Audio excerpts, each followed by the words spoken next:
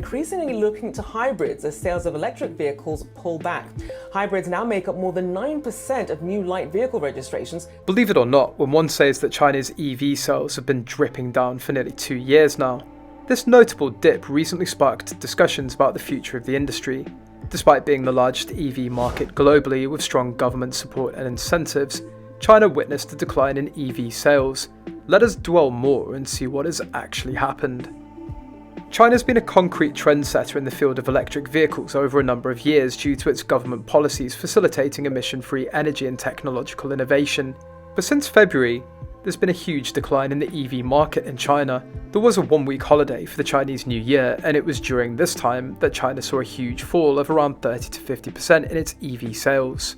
At the same time last year, there were declines, but not as much as this. But if you take a look at Tesla's EV sales, there's been a decline in around 18% of their sales, which is more or less the same. The current decline trend is influenced by some reasons. What do you think they are? Let's check it out in detail. On the other hand, it can be stated that the gradual elimination of government subsidies for EV purchases has reduced price disparities between electric vehicles and conventional internal combustion engine vehicles due to EV's initial price tag. These credits were applauded for encouraging consumers to consider EVs, but their elimination has caused a drastic drop in the affordability perception of the electric cars in the minds of price-sensitive buyers. Do you think that the government will support them during such a crisis? The second factor is mainly the change in the consumer choice dependency. On the one hand, EVs were very appealing to early adopters because of their environmental benefits and high technological content. However, now that mass EV consumers are looking for issues such as the reserve range, charging infrastructure, and overall cost effectiveness, the picture has changed. The dynamic has led to a profound change within EV manufacturers, so that they can determine what their target market is looking for and adopt the corresponding marketing strategies. Not only that, but consumer taste changes have also affected the EV marketing industry. Early adopters were not only motivated by environmental concerns, but also by the fun and technology associated with EVs. Now buyers prefer cars that have a long driving range, efficient charging, and provide value for money. The emergence of the shifting public opinion compels the EV producers to reconsider the content of their products and advertising strategies so as to comply with the market needs. Also, the Chinese EV market is basically a battleground now where the domestic and international automakers compete fiercely. Legacy automakers, forced by regulatory requirements and consumers' demand for only electric vehicles, are now moving on the fast lane, rolling out many of their own electric models in order to win against Tesla and the newly emerging players like NIO, XPeng, and BYD from China. Do you think that China can hold on to this loss? So, Chinese EV manufacturers now look to overseas markets that promise more growth opportunities to meet their targets. The intention behind exporting EVs to regions like Australia, Europe, and conceivably the US is that it's a strategic move that will diversify the revenue streams and also hedge against the domestic market uncertainties. So, is it that simple, or do they face challenges to do this? Chinese EV manufacturers do face challenges in the form of laws and regulations, consumer behaviour and rivals that are already established in these markets. Although Chinese EVs can be competitive in price, they also have to show higher quality, reliability and even safety standards to penetrate the foreign market and earn their reputations as reliable brands. How do you think China will overcome these challenges? They've come up with something unique and different. Chinese EV manufacturers are adopting a multifaceted approach focused on innovation, quality improvement, and strategic partnerships. So, there is ongoing research and development with the aim of upgrading and innovating electric vehicle technologies. Chinese EV companies try to be leading companies by working on innovation. This helps them to be unique in the market and meet growing consumer demand for advancements in driving range, quicker charging, and more safety measures, and for a fact this has helped them a lot. Simultaneously, there's also an assertive effort to enhance the product quality standards to meet or surpass the consumer's expectations. Realizing that the quality and dependability perceived by customers are important factors influencing their brand loyalty and acceptability in the market, Chinese EV manufacturers put in place strict quality control measures, as well as carry out rigorous testing and certification processes. Another important part of their strategy is boosting and promoting the brand reputation. Chinese EV manufacturers have intensified their efforts in brand management. utilising marketing campaigns, sponsorship and customer engagement initiatives, among others.